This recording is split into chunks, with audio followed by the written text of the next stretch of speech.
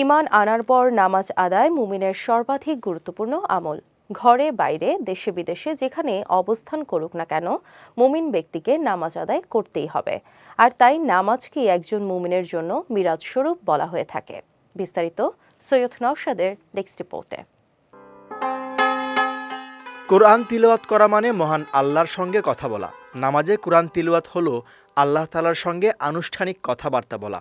নামাজরত অবস্থায় আল্লাহ তাআলা বান্দার প্রত্যেক প্রশ্নের জবাব দেন, প্রতিটি আহ্বানে সাড়া দেন, সকল আবেদন মঞ্জুর করেন, সব দোয়া কবুল করেন।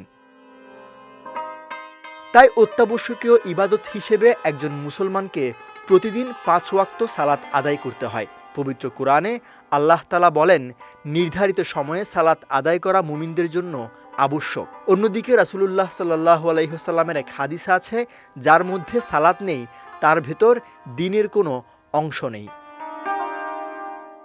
সালাত মুমিনের জন্য মিরাজ স্বরূপ। এটি একটি বহুল প্রচলিত উক্তি। আরবিতে বলা হয় আসসালাতু মিরাজুল মুমিনিন। অনেকে এটিকে হাদিস হিসেবে উল্লেখ করলেও হাদিসের প্রসিদ্ধ কোনো গ্রন্থে এর সত্যতা পাওয়া যায় না। তবে একাধিক বিশুদ্ধ হাদিস দ্বারা কথাটির মর্মার্থ প্রমাণিত।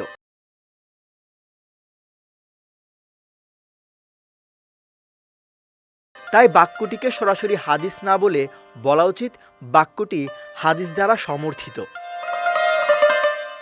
আনাস ইবনে মালিক রাদিয়াল্লাহু তাআলা আনহু থেকে বর্ণিত, রাসূল সাল্লাল্লাহু আলাইহি ওয়াসাল্লাম বলেন, মুমিন যখন সালাতে থাকে সে তার প্রতিপালকের সঙ্গে নিভৃতে কথা বলে। আরেক হাদিসে আবু হুরায়রা রাদিয়াল্লাহু তাআলা আনহু থেকে বর্ণিত, রাসূলুল্লাহ সাল্লাল্লাহু আলাইহি ওয়াসাল্লাম বলেন, তোমাদের কেউ সালাতে দাঁড়ালে সে তার সামনের দিকে থুতু ফেলবে না, কেননা সে যতক্ষণ তার জায়নামাজে থাকে ততক্ষণ মহান আল্লাহর সঙ্গে চুপে চুপে কথা বলে। সৈয়দ নওশাদ, বিজয় টিভি নিউজ ডেস্ক।